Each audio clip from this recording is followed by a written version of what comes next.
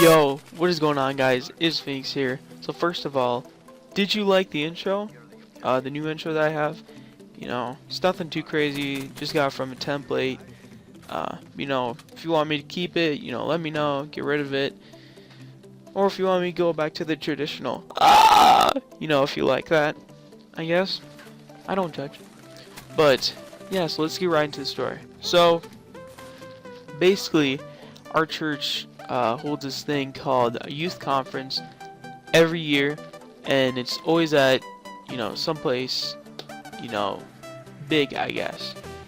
So, basically this year it was at a university, right? So, keep in mind that my house and the university were about 60, 70 miles away from each other, okay? Over an hour away. Alright, so basically, when we got there, they had this stupid, they just had this stupid system where they tell you what room you're supposed to be in, and then you write it down on a piece of paper. Doesn't sound stupid at first. I'll get to that in a bit. Why it's such a stupid system?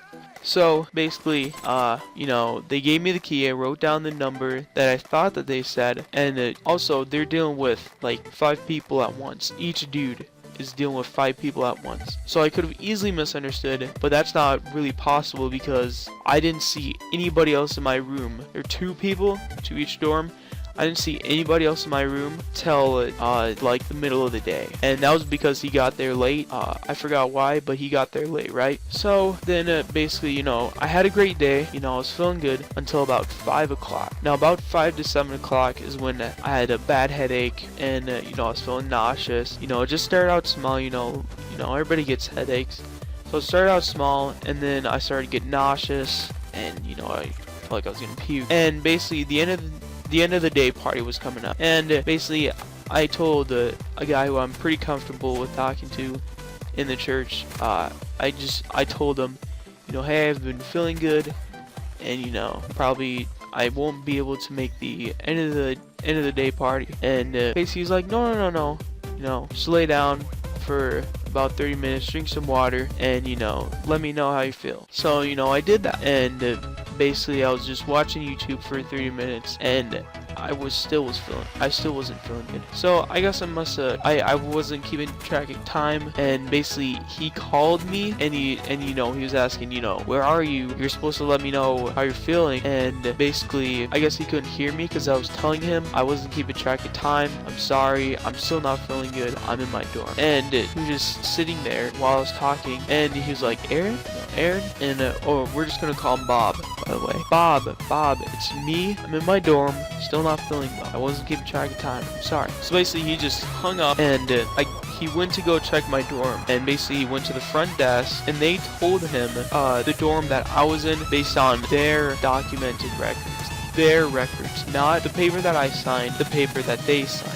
Okay, and obviously I wasn't there because I wrote the wrong number on the other paper. I thought that was the room I was supposed to go to. So it's like they tell people what room you're in based on their information. They give you a key for another room based on your information. So it's kind of a bit weird, I guess.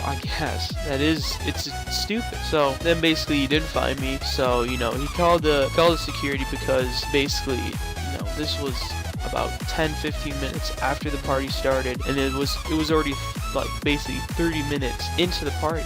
So I was missing it. Don't want me to miss it, especially this was actually my first year going to one of these. So then he calls security. They checked the dorm again, and then I wasn't there. So then they checked the 2 buildings that are around the dorm building, which is the cafeteria and the activities building. Now the activity building is where the party was being held, and the cafeteria building, was locked. There were no windows broken, so there's no way I could have gone in there, right? But there's an underground tunnel that connects 3 of the buildings together, and it's only open in the winter, but for some reason it was open, and this was literally like June. It was in the middle of June, right? So they checked the cafeteria.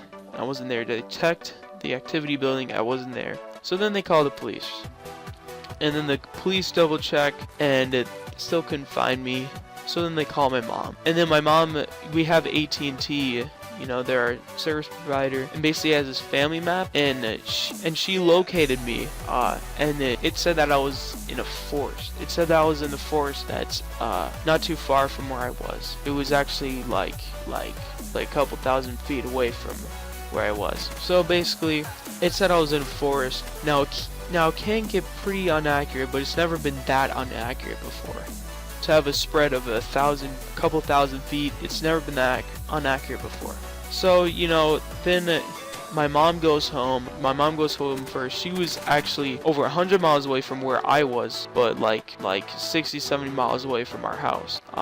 She was up in the Twin Cities. She just got off school, right? So then basically the first thing she checks, I don't know, the first thing she checks is the gun case, and the gun wasn't there.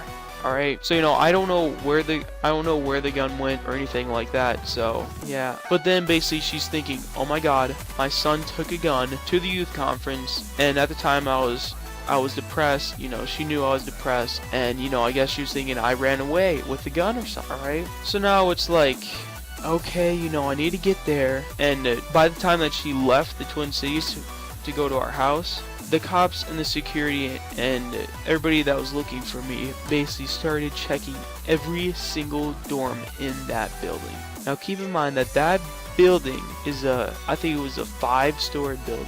So they're checking five floors with like at least 50 dorms in there, which is a lot, and they did it all apparently within the hour, which I kind of find hard to believe, but you know, whatever. So then they eventually find me, which I was actually the door right next to the door that they said I was supposed to be in. I was right next to it the entire time. They were within 10 feet of me the entire time, and they never knew it, which I just find crazy. So then they find me, they come in and they're like, oh, is Aaron here? And I'm like, yeah, I'm Aaron. Can't you see I'm Aaron? So I get, you know, then I started a process. Wait, they probably don't know what I'm looking like. They're the cops. So I'm like, yeah, I'm Aaron. Okay. So then they're like, oh, we got a report that you had a gun and you were missing, you know, and stuff like that. Can we search the room? And I'm like, yeah, sure. You know, obviously because I don't have a gun, right? So, you know, my mom eventually gets there, you know, whoa. Okay. All right. And then we actually had to call her sister to clarify that I did not have the gun. So basically she drove to our house and to clarify that. All right. And then, you know, I didn't go home because I didn't want to deal with the drama and stuff like that. So I'm sorry if this was a bit long. It was a 10-minute story, but if you did like it, press that like button and subscribe for at least two videos every week. And yeah, it's been Phoenix, guys. See you in the next video. Bye bye.